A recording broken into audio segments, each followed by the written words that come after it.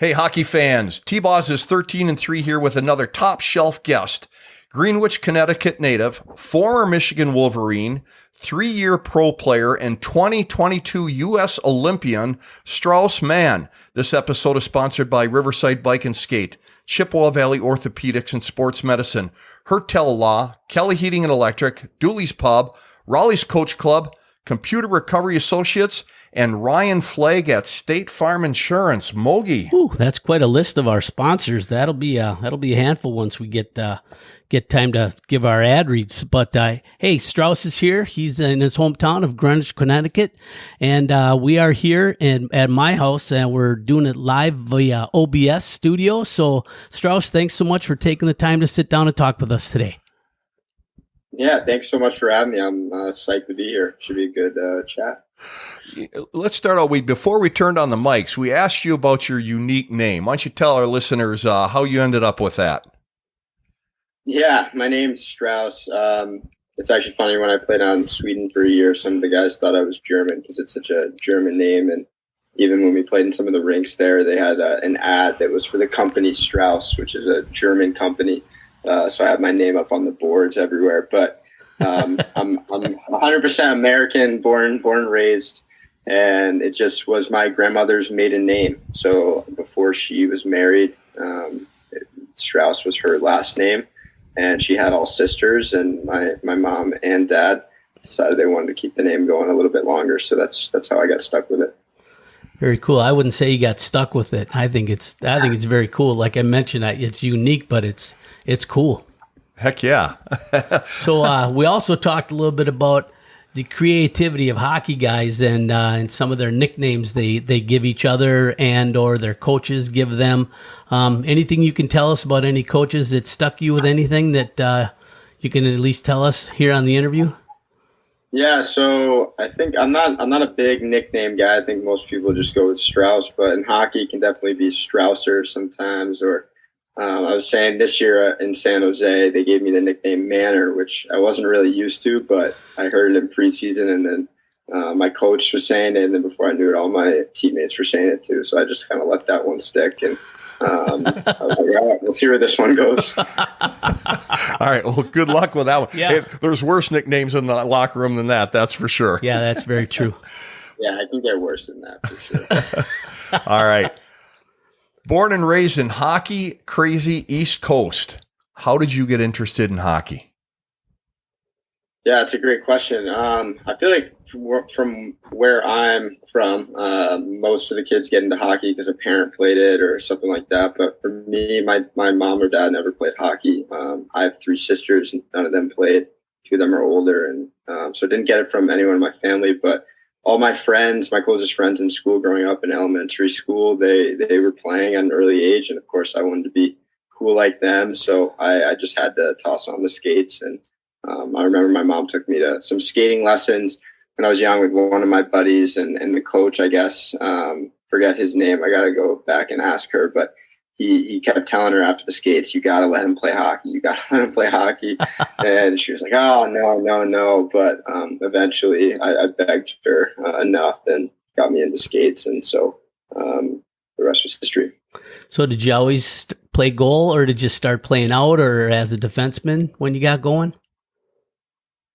Didn't always play goal, but definitely since an early age, I want to say 10, 11. That's when I started playing goalie. But probably started playing hockey when I was 8. So there's a good 3-year span there where I was lighting up other goalies, and I can always hold on to that. My claim to fame. But yeah, then actually one year I played goalie a little bit in like a house league type thing where we would switch off, and I felt I was pretty good at it. My dad thought I was pretty good at it, and then the next year was the first year I played travel hockey, Squirt B team at the Greenwich Skating Club. And our goalie went down with an injury at the very beginning of the season, so they needed someone to play goalie. And so I decided to take that gig, and from there I just ran with it and never really looked back. So what are the unique idiosyncrasies do you have as a goaltender? You know, do you put on your left skate first? Do you put on your left glove first? Or do you just sit in silence and just stare at your defenseman, make sure he's dialed in with you? I'm not a very superstitious guy. I think some goalies are for sure, as there's that stigma out there. But no, I just I feel like I do a lot of things that people would say are pretty different or interesting aren't too common. But nothing is never without a purpose. So sometimes for the game, I get super focused and dialed in. But it always has some sort of reason to it. So I'm never relying on things that are just like you said, put on your left skate first. And if I don't, then I'm going to have a terrible game. I think that just causes unnecessary anxiety. And at best, you do it all right and you check off your list, and then you just feel normal. But at worst, you're like, oh shoot, I forgot something, and then you're freaking out. So I try and stay away from being too superstitious. Okay, that's probably a pretty smart move. So Strauss, you said your family weren't a hockey family. You kind of got going because of your buddies. So what did your parents and family members think about it when you did dive in head first and just decided this was going to be for you? It's a good question. I know my mom, when she tells the tales of back in the day, she kept saying like she thought it was just going to be a temporary thing. Kept being like, all right, when's this hockey thing going to end? So I was hockey parents got to show up in those cold rinks, and she's from Louisiana, so she was not used to that.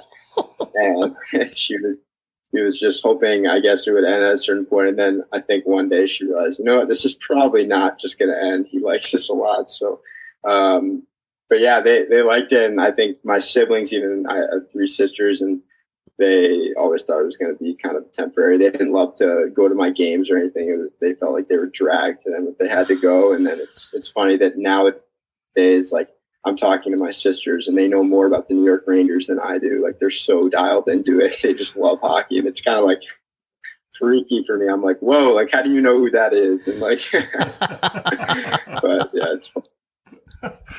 All right.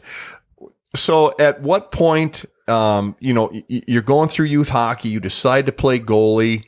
At what point did you feel like you were actually getting good enough that people were starting to look at you and you were getting recognized for your abilities? Yeah, I was definitely your prototypical like late bloomer. I actually didn't start on my high school hockey team until my senior year. And that was when I was like almost a repeat senior. Like I was 18 going into my senior year. So I had big ambitions, definitely, especially in high school. Felt like I was pretty good. And like I had a goalie coach who I owe a lot to, Steve Valaket, who I was actually just on the ice with today, who really believed in me. And he played in the NHL. And so I kind of hung on to that and was like, this guy believes in me. Maybe I can play Division I. That was always my dream.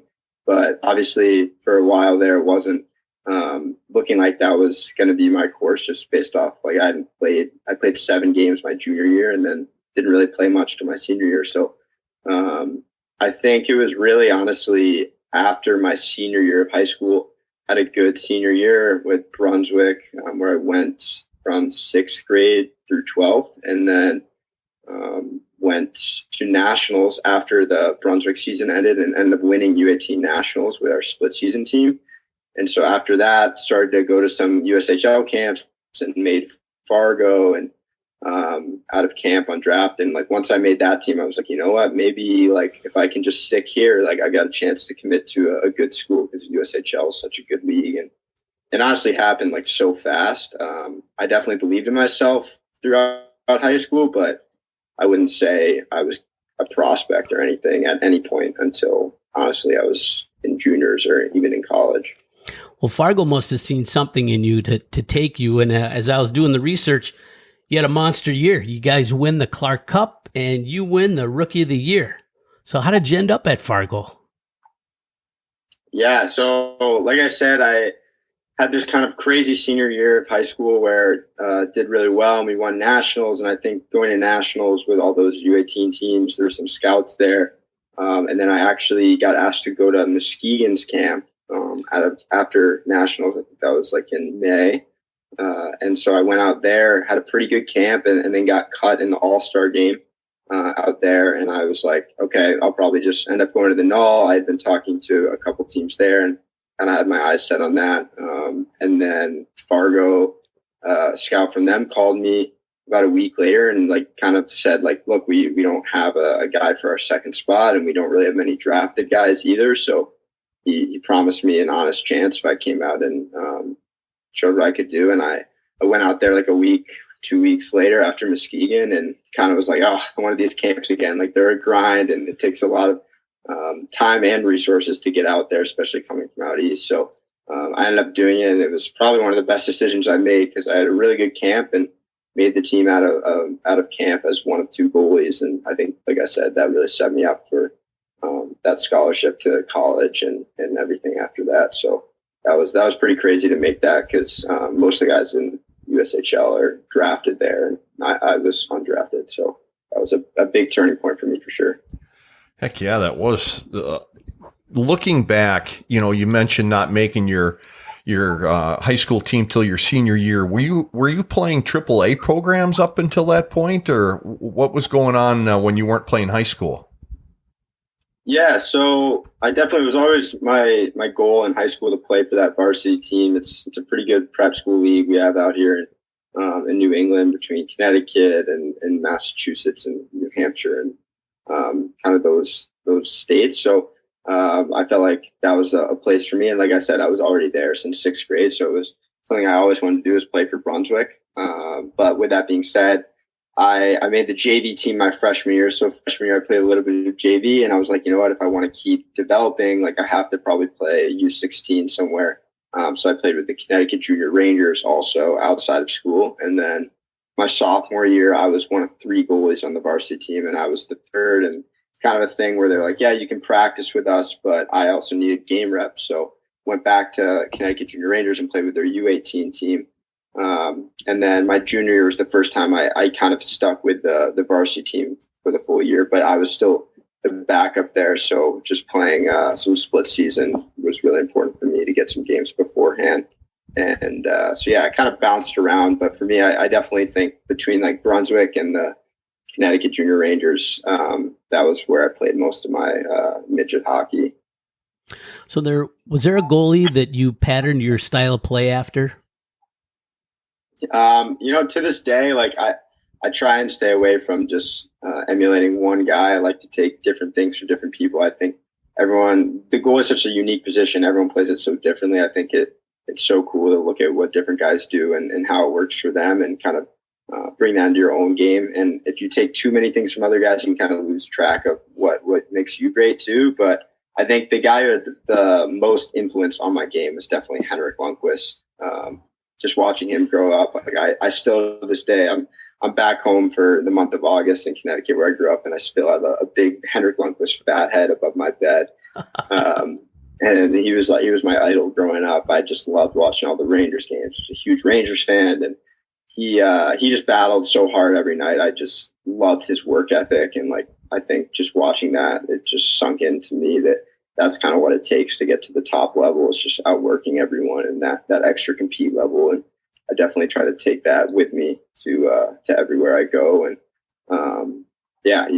I actually met him one time when I was a kid, and maybe he's out here listening, but we went in the locker room after a Rangers game for one of my buddy's birthday parties, and I got to meet him, and I actually told him, I was like, you know what, I have a fat head of you above my bed, so you're the first thing I see every day when I wake up and the last thing I see every night before I go to bed. And I remember he was like, what the heck is this kid saying? So I'm sure he remembers me. So evidently he had quite the death stare when somebody, maybe a defenseman, accidentally tipped in a shot or one went off his shin pads. Yeah. Do you ever have any of those times when you look at your defenseman like, what were you thinking? Yeah, that's a tough one. I definitely know what you're talking about. I don't remember that as much from earlier on in his career, but he definitely did that towards the end, which, to be honest, I didn't love so much. It was he obviously had such a amazing career, and I think at the end of his career, it seemed like he felt like any time any defenseman didn't do anything perfectly, it was like their fault. They let in the goal. At least that was the impression he was giving with his body language. So I definitely didn't love that, but at the same time, it's hard to control that. Like you're out there, you're competing, and we're just trying to do our job. And obviously the D-men and forwards are trying to do their job, but it is incredibly frustrating when you're D-man like tips it in when you had it the whole way or something like that. But I think it's just about establishing that relationship off the ice and on, just so you know that you both care about each other. And even if I do kind of like roll my head for a second, I'm like, what are you doing? That a second later I can go back to him and be like, hey, like all good. Yeah, like I got the next one for you or something like that. I think that's a big part of the game, because you need your defensemen to want to go to battle for you. And just like we make mistakes as goalies, they make mistakes too. And I think they're more willing to block shots and get out of the way of easy shots when you feel like you have a good relationship between each other and you trust that each guy's going to do their job. You mentioned work ethic just a bit ago. What was it that kept you driving forward after not making your high school team till your senior year, that, you know, you stayed with it in an attempt to get on your high school team? And then did you change your workouts at all or your work ethic at all to make all of that happen? Yeah, that's a really good question. What made me stick with it? I don't know. I kind of had this vision for where I wanted to go. I just really wanted to play Division One, and the school I went to historically, at least when I was there, that a lot of the guys would go Division III to some of these really great academic schools out east that have these good Division III programs in the NESCAC league. And there's some really good hockey players that came out of there, and their mindset was, you know what, I want to skip juniors. I don't want to go to the middle of nowhere and grind for 2 or 3 years, and then who knows what will happen. I'd rather just take this college offer to this amazing school, play 4 good years, and then I'll have a great degree. And it's a great path for a lot of guys. It's an amazing path. And I was just with a bunch of my friends this weekend, and they're all doing great and have these really successful careers already in their mid-20s. And it's really cool to see. But for me, it just like didn't feel like something I wanted to do. I never wanted to just take kind of that offer just because it was there. It was kind of like, worst thing that happens is I go to juniors and it doesn't work out, and I still live this cool experience that I'll learn a lot from. So it was definitely, even like that sophomore, junior year, I wasn't playing a lot. I definitely still wanted to play Division One, and it was kind of one of those things where maybe because I hadn't like ruined my opportunity yet, I was still like, okay, I got 1 year. You know what I mean? Like, it's one thing if I had played my junior year and had been really unsuccessful, and I'm like, okay, maybe this is the type of goalie I am. I'm a D3 goalie, or maybe not even that. I'm a club goalie or something. But I had 7-8 games my junior year, and I did really well when I played in them. I just didn't get a lot of opportunity, and I did well on my U18 team. So I was just like, you know what, just keep going and just wait for that opportunity. And then I got it my senior year, and it went really well. So I just kept building off of that. And like I said, I also had that goalie coach who believed in me, and I think I took a lot of pride in that. Like, some people, when they talk about my story, they think, oh, you're proving all these people wrong. And like, I resonate with that a little bit, but ultimately I really feel like for me, it was more about like proving people right, like my goalie coach and those who did believe in me, because I was like, you know what, those people believe in me, like I can prove them right. And that was more motivating for me than kind of that ego, like, all right, I'm going to prove you wrong because you didn't believe in me, and holding on to that kind of Michael Jordan list. That wasn't as much for me. Well, you did make it to Division One, so congratulations on reaching your goal, at least your goal at that time. So you ended up at the University of Michigan, and as a Connecticut guy with all those D1 hockey programs in the Northeast, how did you get to Michigan? Yeah, so that's a good question based off like what I've been talking about so far, because I think if I had been a prospect in the area earlier on, I probably would have committed to a school out east. Like, some of those Ivy League schools were some of my like dream schools, like Cornell. Like, that seemed like a really cool place to play, or Yale. Like, that's where some of the best players from our area would go. And then obviously there's the BCs and the BUs and those type of schools. But I actually made a list of schools I'd want to go to, just to think about it, and also because the academic side was pretty important to me, and wanted to like think about the ones that I would go to if they offered me. And going into my senior year and then into juniors, I was kind of Michigan number one, and then all the Northeast, like Yale, Cornell, those type schools, like Harvard, BU.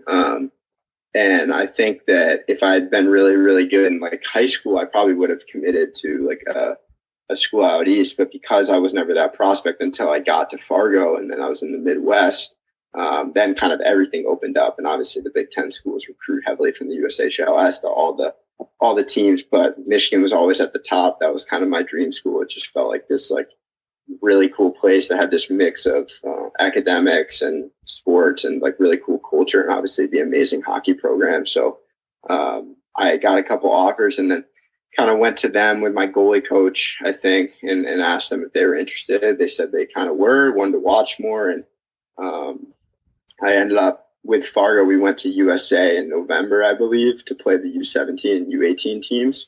And I got the second game against the U18s, even though I wasn't supposed to, but because the night didn't go so well, the night before against the U17s didn't go so well. So I ended up getting the start, and the coaches from Michigan came to that game to watch me. And then the next day I toured and they offered. So it happened like this, but it was a pretty special moment for sure. Very cool. That is real cool. And you mentioned the University of Michigan. When you're playing in the Big Ten, who was your biggest rival? Was it Michigan State, Wisconsin? Michigan's biggest rival is definitely Michigan State, I would say, just the history there. I didn't necessarily know that before I got there. You might think it's like Ohio State because the Michigan-Ohio State rivalry in football is so big. But I think the MSU and Michigan rivalry just goes so far back from the hockey programs that it's kind of that one you have circled on the calendar. But like you said, there's all those schools that they're all rivals, really. Every single one holds a different rivalry. And like you said, Wisconsin, that's huge. Ohio State's huge, especially because the fans get into it probably more than the MSU ones, just because of how much they hate Ohio State. And then Minnesota was always such a cool rivalry, just because those are two of the big programs in those big hockey states, and really two amazing teams. As that continued since I left there, it's just they play each other in the Big Ten championship 2 straight years in a row, and so that was always a big one for sure. But yeah, all those games in the Big Ten are so intense, and really cool barns to play in for sure. So your sophomore year, you were spectacular. You played 35 games, went 18, 13, and 4. You had a 1.85 goals against average and a 9.939 save percentage. You were the Big Ten Goalie of the Year and a Mike Richter Award finalist. How were you able to put together that kind of a year? Yeah, that was a really cool year. It was sad, honestly, that it ended with that COVID ending in early March or whenever it was, because we had just come off 2 wins against Michigan State, and we had such a good team in the second half that we were hoping to make the tournament and feeling really good about ourselves going into the Big Ten semifinals. But as a team, it was still really cool to have that turnaround. We really struggled at the beginning of the year, and that was the year some of my closest friends from Michigan, who actually still live with my family and I to this day in the summers, and we trained together. They were seniors that year, and they had such a great senior class. They were such good leaders. It was just one of those special years where we were all bought into the same thing and playing for the team and the logo on the front, which, as you guys know, being in hockey, it doesn't matter what level you're at. There's those teams that have that and the ones that don't. And when you're a part of that, it's definitely something you savor and you really try to make the most of and want to go far with.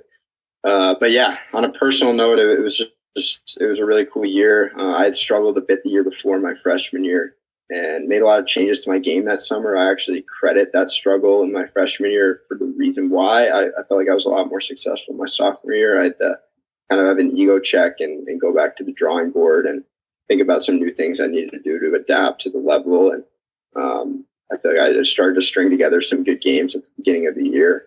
And from there, my confidence built, and I just kept going. And also had a lot of good defenders in front of me that really blocked a lot of shots. Speaking of that relationship, like I said, some of my closest buddies were these defensive defensemen for Michigan, and I just felt like we were all on the same page. They trusted me to stop the puck, and I trusted them to take care of the rebounds and some of the back doors. So we had a good thing going there for sure. You know, it's kind of refreshing to hear what you're saying there, that, you know, you didn't pass the buck. You just looked internally and said, hey, I got to hit the restart button, figure something out, and go to town. And you did it. And that's refreshing to hear. Yeah. I mean, I think it's something in sports. We look at these failures as things that set us back and these big setbacks in our career, and they make reaching our goal harder. And it kind of is true, but at the same time, it's like you learn these huge lessons from your failures. You learn so much more from your failures than your successes. And if you don't take that opportunity to really look within and look at your game closely, then you're missing something huge, because I don't think there's one athlete in all sports that's just had success.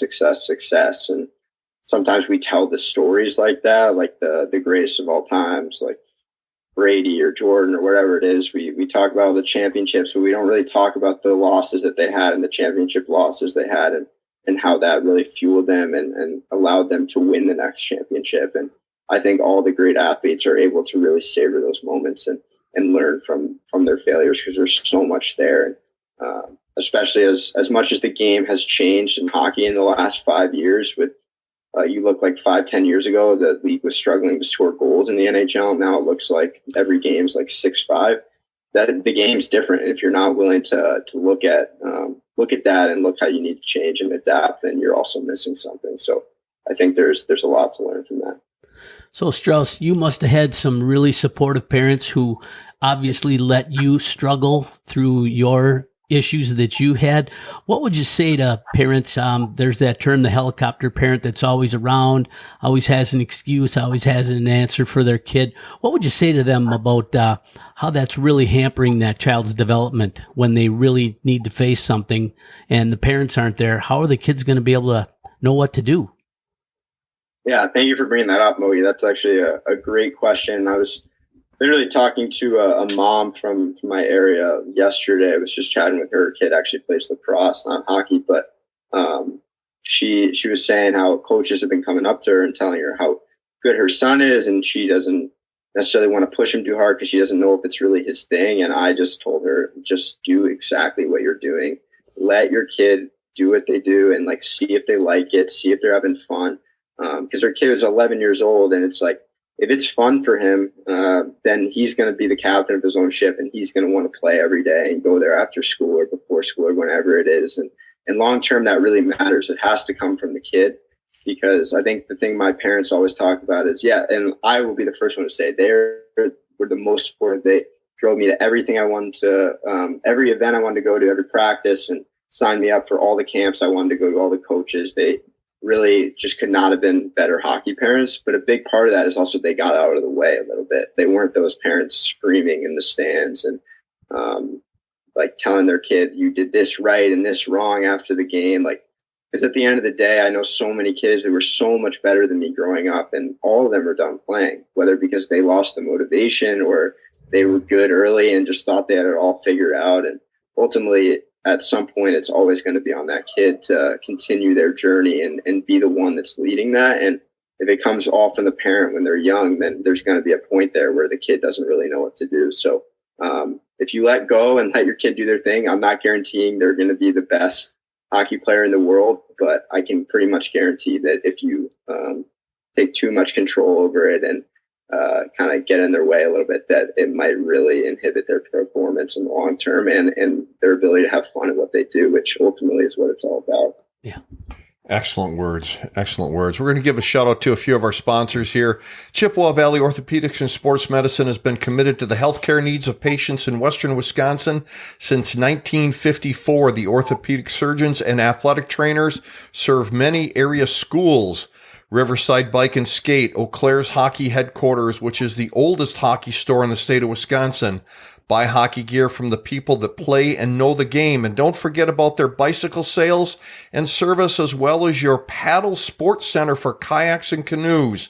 And Harry Hertel at Hertel Law, the law firm you want on your side, focusing on criminal defense and personal injury. Harry Hertel has been obtaining results for clients in the Chippewa Valley since 1981. When you need help for if you need help, whether you're injured or accused of a crime, Call Harry Hertel and Kelly Heating and Electric, dedicated to serving their customers' heating and electrical needs efficiently. They have been named one of Bryant's Medal of Excellence winners.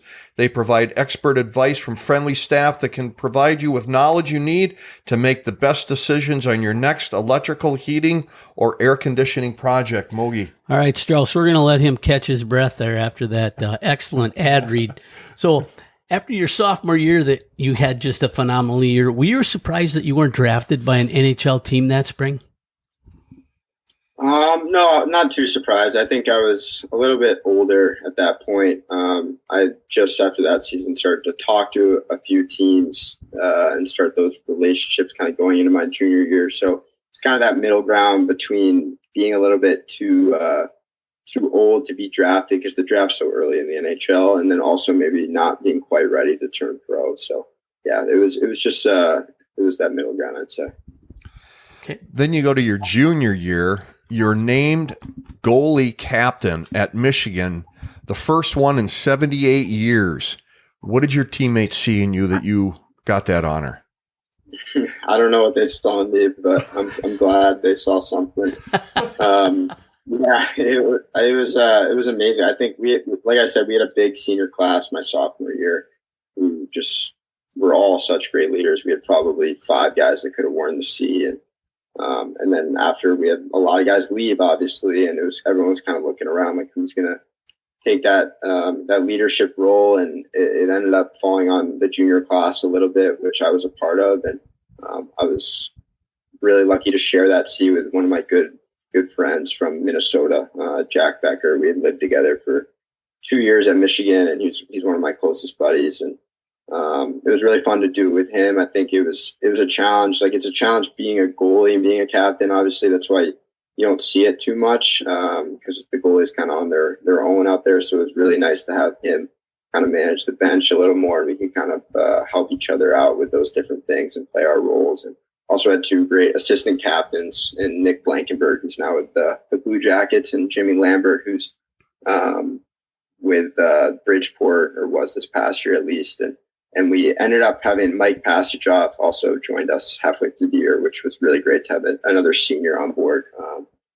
But yeah, it was a really challenging year. That was like the year that there were no fans in the stands, and COVID was everywhere, and big part of life and sports. And we were getting tested every single day. And if one guy on the team had COVID, then basically we'd be shut down for 2 weeks. So we basically had to go into a bubble, and the school or the coaches couldn't enforce that. So it was all in the leadership and the captains. And that was definitely hard because we had to be the bad guys a lot, and it wasn't exactly how I would have wanted to start my captaincy, is kind of putting my foot down every single chance I had to. And so there were tough times of earning my teammates' trust and getting them to realize that we were all in it for the same reasons. We all just wanted to play hockey and win a championship. But I think over time we really came together there. And again, it was really unfortunate that our season ended by that. We had a COVID case. We didn't have one all year. We were so good in our bubble and didn't have one case. And then the day of our regional game against Minnesota Duluth, we finally got one case, and that brought us down. So it was pretty heartbreaking ending there, but it was a very, very interesting and like influential year. Talk about things I've learned from that taught me a lot about myself as a person and as a leader, for sure. So speaking about leadership, Strauss, tell our young listeners, our young hockey players, or whatever athletes, whatever sport they play, tell how important it is that you can still be a leader without having a letter on your jersey. Oh, 100%. I mean, I think that's one of the things that they got the letter on my jersey my junior year, is some of my leadership my sophomore year, just doing the little things. I think a lot of it is if you're going to ask something of your teammates, whether you have a letter or not, you got to be willing to do it yourself, and people want to see that. So I think the biggest part is just working hard every day and doing the little things, and just being a person of integrity. I think it's very easy to just kind of be that funny guy in the locker room that everyone likes and says the funny things. And while that's great, and every team needs those guys, and it can be anyone at any point, I like to do that at times. It's also very important to be that guy that kind of puts a hand on his shoulder when a teammate's not doing well or has a bad shift or has a bad game. Like, you need more of those guys in the locker room, and sometimes it's not easy to do, and it seems like it's not the coolest thing to do, especially when you're young, but you'd be shocked how far it goes for guys. I think that's probably one of the reasons my teammates saw that in me as a leader, is I was kind of that guy around the rink that would do the little things and just check in on guys. And I just hear that went a long way. And I know if you have a letter or not, it's the same thing. Teammates want to be heard and want to be seen. And when they're struggling, especially, they need a guy to turn to and to lean on. So anyone can be that guy or girl. Good advice. Thank you. Were you a multi-sport athlete growing up? Yes and no. I didn't play too many other sports throughout high school, but growing up, I definitely loved baseball and soccer and just kind of played all the sports. But when push came to shove, it was always hockey for me at the end of the day. So. All right. I get that. Yeah. So, Strauss, you left Michigan after your junior season and you headed to the Swedish Hockey League. So what brought that change about?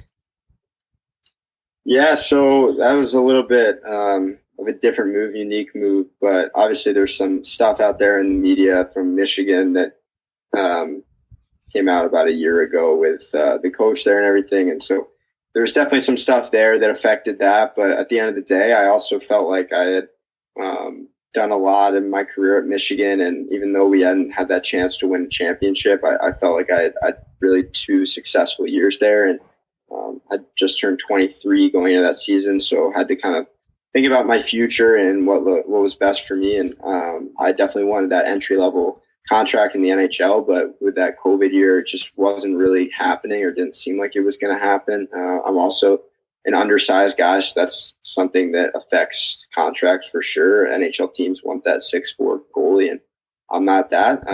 But instead of signing an AHL deal, which usually might put you in the coast to start, especially coming out of college, I decided I had this offer from Sweden and the top league out there, and thought it would be a great opportunity to go out there and play in a different culture, a different league. And that league is so good. It's probably as good as the AHL and maybe even better. So I thought, why not go out there? And I had a spot on that team and learn something new, learn different culture, and try and earn that NHL deal coming back. So that was kind of the thought process, and definitely unique, but definitely a cool journey.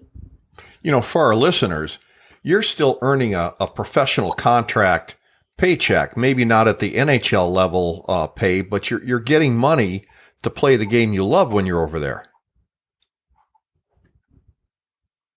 Yeah, exactly. And you can actually make good money in Europe. One of my good buddies who I trained with in the summer, Kenny Augustino, he's actually headed to the same team that I played for out in Sweden, and he's made a good living playing in the AHL, but also in Europe the last couple of years. And it's really cool. And I actually just thought about that the other day. Like, as you start to play the game and play pro for a while, you start to get these expectations about, I deserve this or I deserve that, because you're at a certain age and you're like, I got to be making this much money or that much money. But I just remember that first time I stepped on the ice in Sweden that first week, and even a couple months in, I would say to the goalie coach out there, who I love, I'd just be like, isn't it crazy I get to play a game for a living and just to make money doing this? Like, I had this mental kind of performance coach at Michigan who worked with a lot of athletes there, Tom Brady back in the day, Michael Phelps. He actually just came out with a book.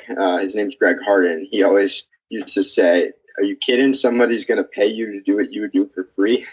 And like, I think about that all the time. It's like, I would play hockey no matter what, and people pay me to do it. And obviously you have to have a certain level of knowing what you deserve for the contract negotiations. But at the end of the day, like, we're super lucky that we get to play a game and do what we love and do what we've been doing since we were kids for free. So that's pretty spectacular for sure.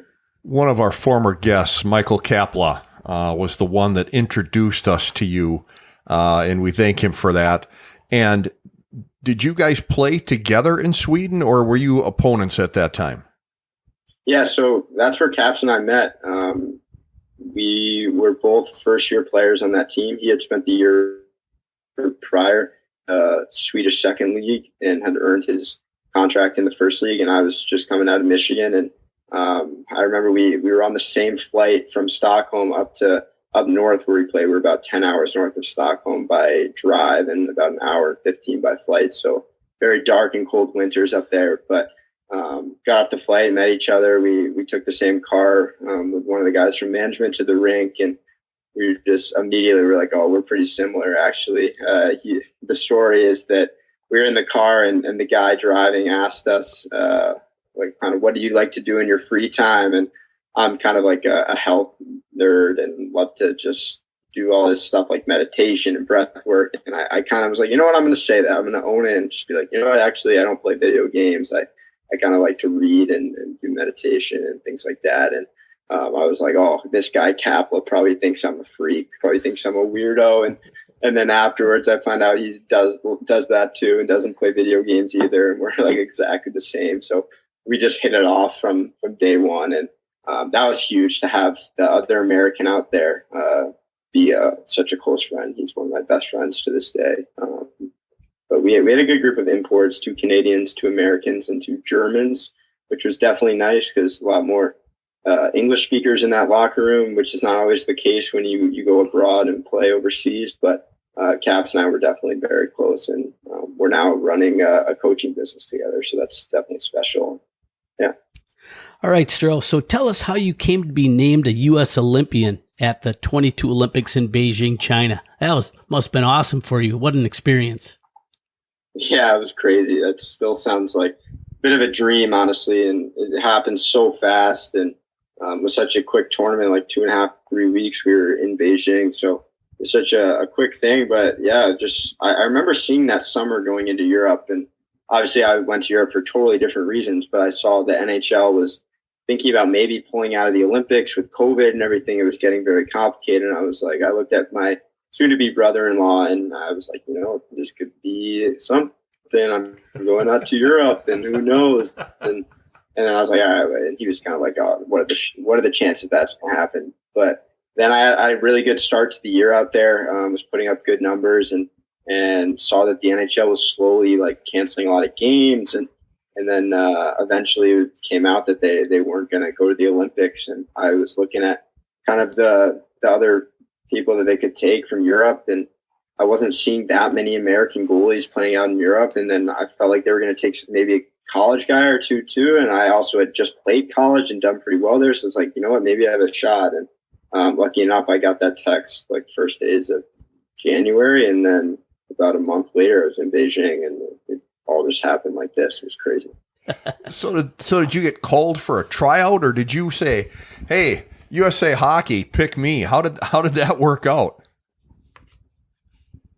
Yeah, I mean, I was definitely thinking about it a lot, so I definitely let my agent know to reach out and see what they were thinking, and at least knew that they knew I was on their radar. But then it wasn't until I got the text that I knew I was on the team. There was no tryout or anything. It would have been impossible because even the guys in the U.S. were with their college teams or pro teams there, and I was out all the way like 18 hours away by flight in Sweden. So, I didn't even have one practice till we got to Beijing. Some of the American guys, or guys playing in America, met up in LA prior and had a practice or two, but we just met them in China, and then had like 2 practices, a scrimmage, 1 more practice maybe, and then we had our first game. It was crazy and happened so fast, but yeah, it was wild. And the amount of paperwork and different things to get out to China was just insane. It was like a full-time job, like doing hours of paperwork, because it was going to China during COVID and all the paperwork. And then I got COVID, and there was all this stuff with like, if you have COVID before, it's not as simple as you do your quarantine. You have to get 2 negative tests, and you can like have positive tests for up to 3 months, they say, after you have COVID. So that was this whole stressful thing. And then had to fly from up north to Stockholm amidst our road trips that were getting canceled because of the Omicron variant, and trying to get my visa down in Stockholm. And I had set dates and flights, and then 2 of our games get canceled and rescheduled like 3 times. It was just crazy. But finally hopped on that plane to Beijing. I was like, all right, I guess this is happening. And it arrived, and Game all on. went smoothly. All right, I'm going to take a moment to shout out a couple more sponsors. Dooley's Pub has been Eau Claire's home for hockey and all sports fans since 2005. Dooley's Pub is a proud booster of the University of Wisconsin-Eau Claire and local high schools. Dooley's is located on historic Water Street, providing excellent food and service, and has all of your favorite sports televised at all times. Computer Recovery Associates, specializing in removing, monetizing, and recycling computer hardware from large data centers. Whether you're looking to relocate, repurpose, sell, or recycle, Computer Recovery Associates can help. Check them out at computerrecoveryassociates.com. And Raleigh's Coach Club in Altoona, Wisconsin, located across the street from the Altoona Ice Center on Spooner Avenue. They've been the staple in the Altoona community for decades, providing support and sponsorship for youth and adult sports. Raleigh's has your favorite beverage ready and your favorite team on the screen. And for all your family's insurance needs, see Ryan Flagg at State Farm Insurance in Eau Claire, Wisconsin. Ryan has been a proud backer of the hockey community for decades and continues to play the game himself. Great sponsors. Going back to the Olympics, what's that like throwing on a jersey with USA on the front of it? Yeah, that was a dream come true. I thought my shot of having that happen was over after World Juniors when I wasn't even close to making the team.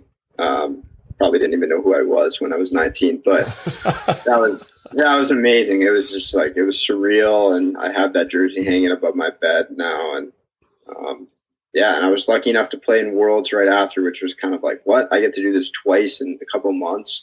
But yeah, that Olympic experience was just absolutely surreal. And playing in that, it was just the jitters and the hype surrounding it, even though there was none of my family was there and didn't know anyone in the stands, and the stands weren't even completely full because of COVID. You just knew everyone at home was watching, and that was just so inspiring. And to think about the Olympics and forget the hockey side of things, just the history of it and what that means. It just carries such a weight. To be a part of that is just incredible.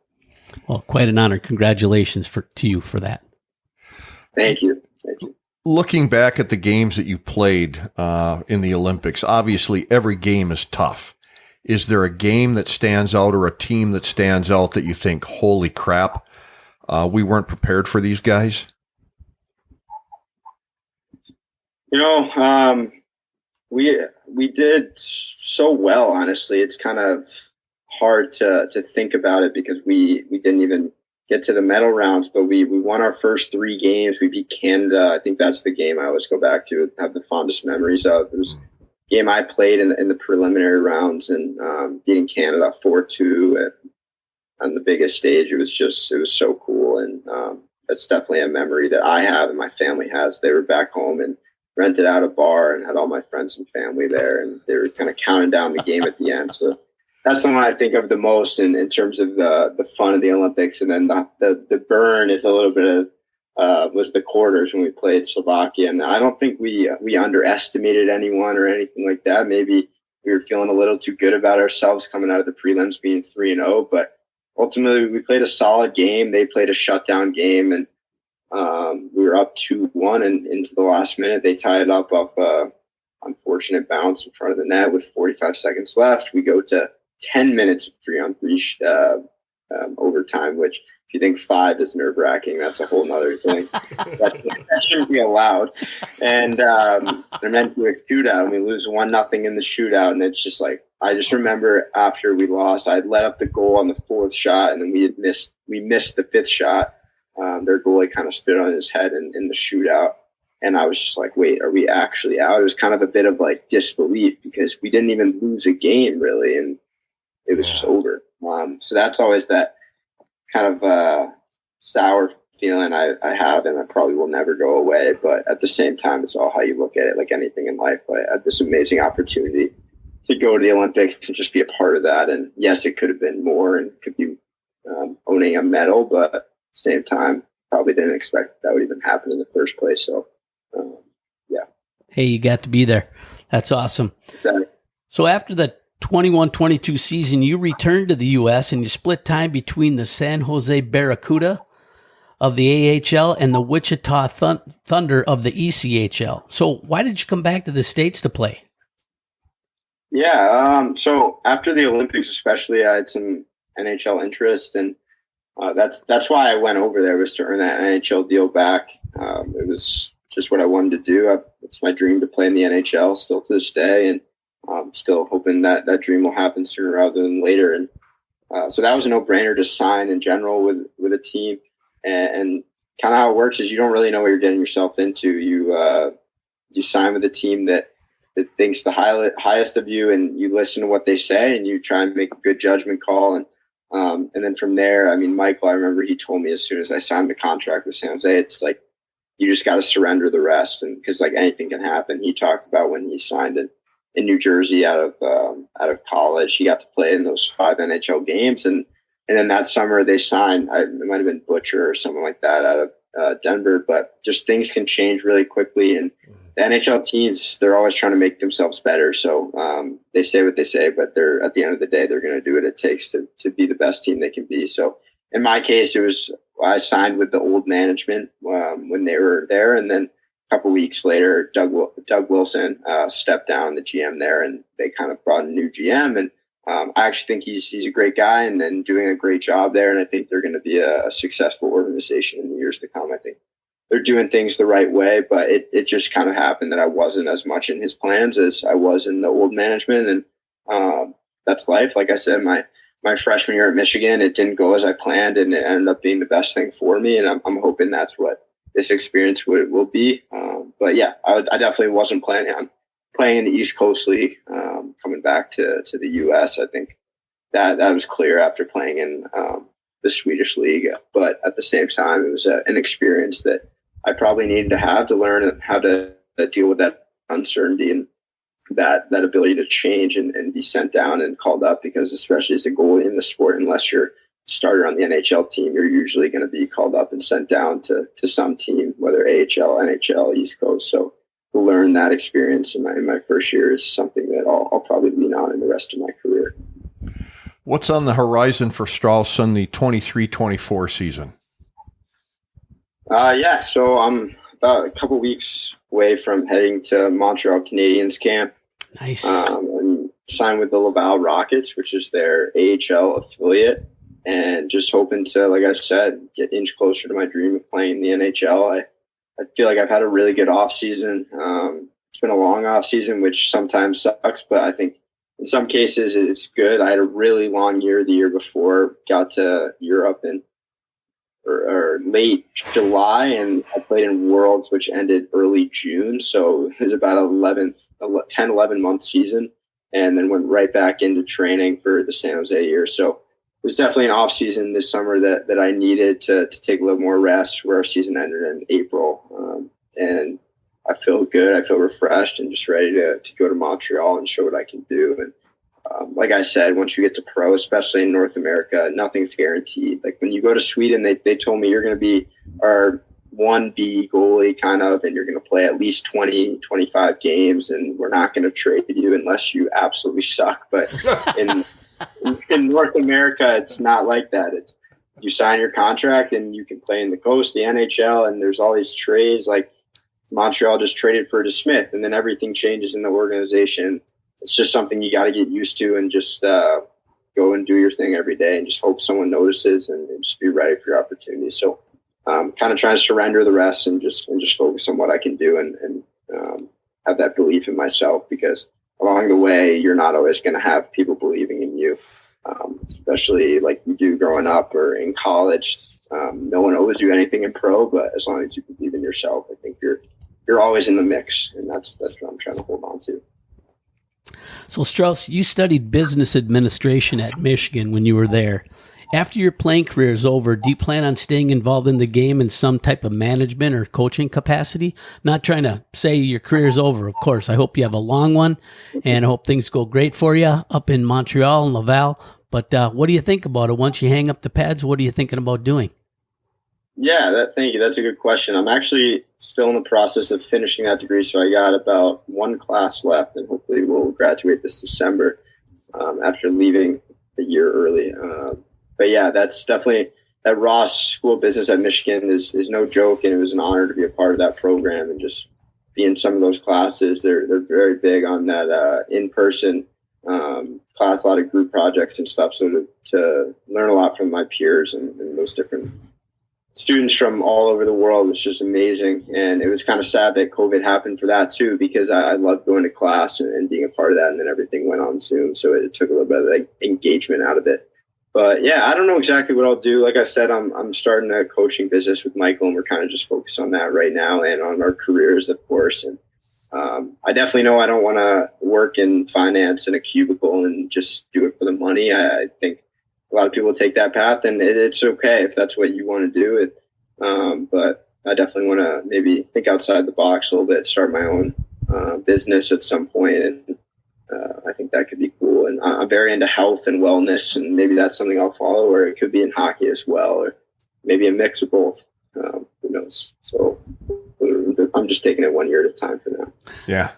And we don't blame you for that. Enjoy the career while you have it. And let's talk about that. Let's talk about the guy behind the mask. When you're on the ice, are you chirping, or are you kind of a quiet goalie? I'd say I'm more of a quiet goalie, especially in games. Sometimes in practice, it's a long season, and sometimes you got to have some fun in practice and chirp some guys and make it fun, and that can be a good time. But when the game comes around, usually I'm the guy that's pretty locked in and can't talk to that much, which I'm not going to hold on to that. Maybe I'll change at some point. Maybe I'll learn something and realize I got to be a little more social. But in the past, I feel like just staying laser focused is what allows me to be most successful, because all those conversations and stuff, they're kind of a distraction. And especially with chirping, most of the guys, all they're trying to do is just get in your head and get you off your game, especially as a goalie. So for me to just literally not engage, and I sometimes I don't even hear guys, and after the game I'm like, oh wait, he said that. I think that goes a further way than chirping back, because as soon as you chirp back, they're like, I got the response I wanted, just to distract you and throw you off your game. So I try and stay away from it for sure. So we both appreciate the fact that you're locked in and dialed in. You know, we want our goalies to be the same when we're out there playing. Because we suck. Is there one particular chirp that you heard throughout your years that you'll never forget? I don't know about a chirp, but I do remember this. Actually, I had the same sign written twice. Once in high school. We were pretty fun crowds in high school on the road and at home, but and then I got the same sign written at Penn State a couple times, and it was "Strauss is not a man." And that one, it's right on the glass, and it's just oh, that burns or something. It's just kind of funny. My dad saw it on TV, and then once in person, it was just loving it. It was taking probably 100 photos of it. And it was just kind of funny. Oh man. Oh yeah. All right. Looking back on your career, USHL, collegiate, pros, who's had the hardest shot you've had to face? Oh, that's a good question. I don't know from games, but there's definitely a lot of guys that are up there. I think someone that I think about often, because I haven't skated with him in a while, but used to skate with him 3-4 years ago in the summers when he was already in the NHL but hadn't really taken off like he did this past year, is Tage Thompson. He would shoot. He's from Connecticut. Yeah. Him and his brother Tice would come out to our goalie skates a bunch and shoot. And I was just like, this guy has the hardest shot I've ever seen. And I'm like, how is he not putting up 1,000 goals in the NHL? And then it happened this year, and I'm like, that makes sense. His shot, it's just the torque he gets on his stick and the weight he has behind it, and even his hands at that size, it's pretty special. So it wasn't surprising to see the success he's had. So you're out there playing in a game, and you get to choose the two defensemen that are in front of you. Who you picking?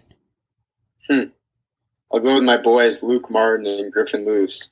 They've been staying with my family. I feel like when I come to my house, I'm actually a guest because they've been here so long. It's crazy. These guys during COVID, because I went to Sweden in July, so I didn't have a super long summer that summer, but they signed late and were here till literally October, November while I wasn't even home. So they're part of my family now, so I got to go with them. They're brothers to me.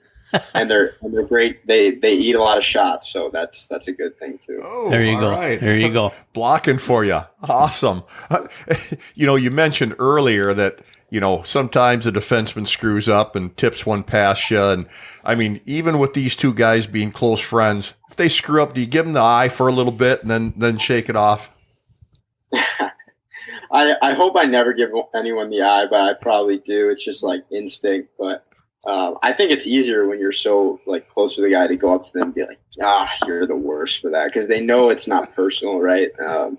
And I'm sure I've screwed them once or twice too with a bad goal. So it goes both ways. But yeah, like I said earlier on, like when you're in a close relationship, I think it's a lot easier to have those conversations and just like learn from it and give each other feedback without taking it too personally, because you have that relationship already. How much do you direct your defensemen out there, Strauss? Like, when are you making them aware of where the where the attackers are coming as they're going back to retrieve a puck, or you trying to shout something out? Hey, guys on my back door side. Do you talk a lot like that during a game? Yeah, it's something that I've thought about a little bit, just because I am a little bit of a quieter guy during the games. I feel like screaming stuff, it almost makes me like anxious, or like feel like it's like this big moment where I just like to stay locked in and just like be on the puck. So I'm not a huge talker. I don't know if that's by design or just like I said, like I don't want to freak myself out, because when I yell, I feel like it's like freaking everyone out. I like to stay calm. But there are times where I'll do it. Like I think a really helpful time is when D-men are like backing in off the rush, and they can't really see if we have numbers on the far side. Like they know they have numbers, and I can kind of say like go at the puck kind of thing, because I can see like we have coverage on the backside too, where if they don't know that, maybe they're playing it like a 2-on-1. I think that's the time I talk a lot, and then it helps me a ton when my D-men talk to me, especially playing the puck, because we go back there and we're basically blind looking at the glass. We can't see anything behind us. So whenever they can make a call, that's huge. And I will say, like, it's harder in pro sometimes. Like I wasn't really on one team the whole year. I was kind of going back and forth. And especially when I was with the Barracuda, it was like, I hadn't really established myself fully because I hadn't gotten as many games. It was kind of battling for time. So where there, it's kind of, I'm not going to be the guy that comes into practice and is telling everyone where I want them or how to play situations, because I might not be the goalie in net on Friday. But I feel like in college, that was something I did a lot. Like, because I was solidified as the starter, and I felt like all the stuff was going to be applicable to the next game and the whole season. But it's something to think about, because it's really important, like looking at analytics and everything, like the guys that if you face a backdoor shot, like that's a lot harder than that clear sight shot with no pass or not crossing that kind of royal road they talk about. So if you can work with your D to create more of those favorable situations for yourself, and that's huge, and it adds up for the team and for your personal numbers too. So ideally you'd like to do that, but it can be hard at times to weigh that with what's my role on the team and where do I fit in, and kind of knowing that as well, I think is important.